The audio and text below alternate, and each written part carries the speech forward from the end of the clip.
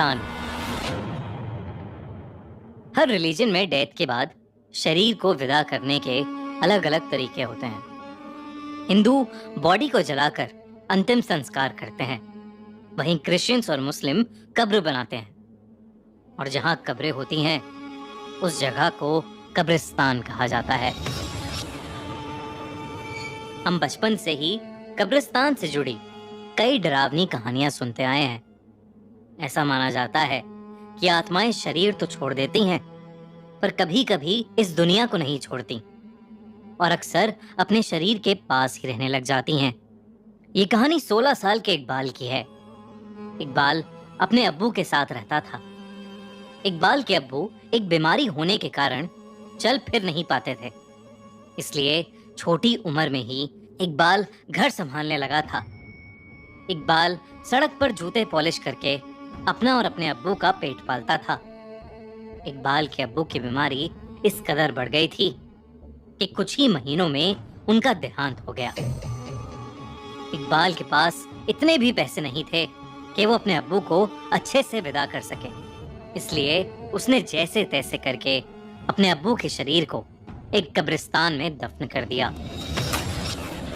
इकबाल ने ये सब भी अकेले ही किया, इसलिए सुबह से कब शाम हो गई और शाम कब रात में बदल गई उसे पता ही नहीं चला। इकबाल अपने अब्बू की मौत से बहुत ही ज्यादा बेबस और अकेला महसूस कर रहा था। उसे समझ नहीं आ रहा था कि आखिर वो अब क्या करेगा। इसी उदास सोच के साथ आंखों में आंसू लिए इकबाल कब्रिस्तान से घर लौटने लगा। लेकिन इकबाल जैसे ही उस कब्रिस्तान के गेट तक पहुंचा, उसे पीछे से किसी ने आवाज लगाई,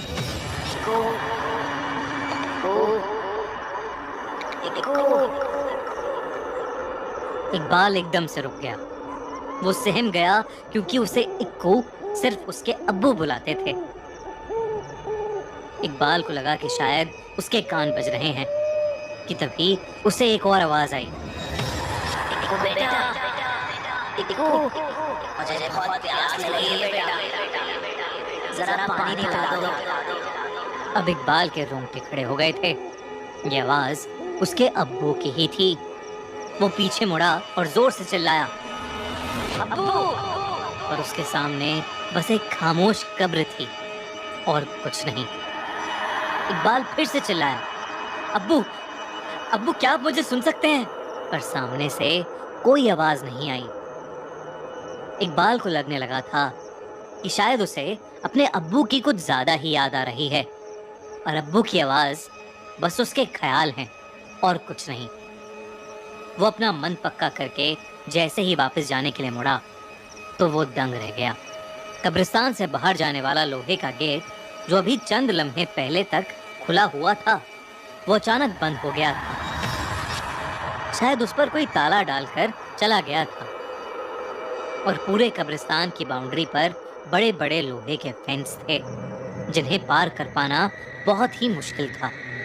उस कब्रिस्तान से बाहर निकलने का एक दूसरा गेट भी था, पर वो एक दूसरे कोने में था।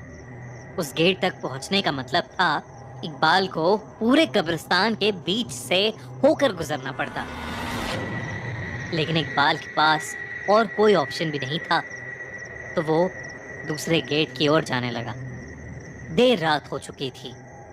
उस कब्रिस्तान में तेज हवा और एक बेजान खामोशी के अलावा और कुछ भी नहीं था। अंधेरे में वो कब्रिस्तान और भी डरावना लग रहा था। इकबाल हल्का सा घबराया हुआ जल्दी से जल्दी बस वहां से बाहर निकलना चाहता था। लेकिन कुछ ही दूर चलते हुए इकबाल को कुछ ऐसा दिखा जो उसे बहुत अजीब लग रहा था। उसने देखा कि एक कब्र के किनारे एक आदमी अपने घुटनों में सर दिए बैठा हुआ है। वो सुनसान कब्रिस्तान के बीचों बीच आखिर क्या कर रहा था? ये सवाल इकबाल का पीछा नहीं छोड़ रहा था। इकबाल ने उस आदमी को आवाज दी, पर उस आदमी ने कोई जवाब नहीं दिया। इकबाल धीरे धीरे उस आदमी के करीब गया। उसके नजदीक जाकर इकबाल ने जैसे ही उस आदमी की पीठ पर अपना हाथ रखा, उस आदमी ने अपना सर उठाया और देखते ही देखते उसकी गर्दन उल्टी घूम गई। उस आदमी का चेहरा बेहद भयानक था। और वो अपनी लाल आंखों से गुस्से में इकबाल को घूरने लगा। इकबाल उस आदमी को देखते ही जोर से चीखा और उस जगह से भागा। वो बिना कुछ सोचे समझे बस भागता रहा और कुछ दूर जाकर एक पेड़ से सट कर बैठ गया। इकबाल ने जो देखा था उससे उसकी रूह कांप गई थी। उस आदमी का भयानक चेहरा इकबाल भूल ही नहीं पा रहा था। इकबाल में अब इतनी भी हिम्मत नहीं थी कि वो उठकर एक कदम भी और चल पाए, इसलिए वो उसी पेड़ से चिपक कर बैठ गया और सुबह का इंतजार करने लगा। तभी कुछ ही पलों में वहां कोहरा फैलने लगा। वो कोहरा देखते ही देखते इतना गहरा हो गया कि इकबाल को अब कुछ भी दिखाई नहीं दे रहा था। तभी उस कोहरे में इकबाल को एक औरत की परछाई दिखी जो तेजी से उसके सामने से निकली। इससे पहले इकबाल कुछ समझ पाता, उसे उस कोहरे में एक बच्चा भागता हुआ दिखा और उस बच्चे के पीछे एक औरत भी भाग रही थी। वो बच्चा तो कोहरे में कहीं गायब हो गया, पर वो औरत इकबाल के पास आकर रुक गई। इकबाल की धड़कनें तेज होने लगी थी। आखिर वो औरत ठीक उसके ही सामने क्यों रुकी थी? तभी उस औरत के सामने से कोहरा हटा और इकबाल को उस औरत का चेहरा दिखा। ऐसा लग रहा था कि जैसे वो औरत सालों से किसी कब्र में दफन हो और अभी अभी उस कब्र से उठकर वो इकबाल के सामने आ गई हो। वो औरत बेहद भयानक लग रही थी और वो धीरे धीरे इकबाल की तरफ आगे बढ़ रही थी। इकबाल जब डर के मारे पीछे हुआ तो उसका पैर फिसल गया और वो पास में खुदी हुई एक कब्र के अंदर गिर पड़ा। इकबाल उस कब्र से बाहर निकलने की कोशिश करने लगा, पर वो उससे बाहर ही नहीं निकल पा रहा था। उसे ऐसा लग रहा था जैसे किसी ने उसे पीछे से जकड़ लिया है। जब उसने अपनी नजर पीछे घुमाई तो उसकी रूह कांप गई। उसे वही डरावनी भयानक औरत दिखी। उस औरत ने इकबाल का गला पकड़ लिया और इकबाल उस कब्र में नीचे धंसता चला जा रहा था। धीरे धीरे इकबाल की आंखें भी बंद होने लगी थीं। कि तभी अचानक से एक हवा का झोंका आया और इकबाल को ऐसा लगा जैसे किसी ने उसका हाथ पकड़ के उसे ऊपर उठाया हो। इकबाल उस सहारे से ऊपर तो आ गया, लेकिन दूर दूर तक वहां कोई भी नहीं था।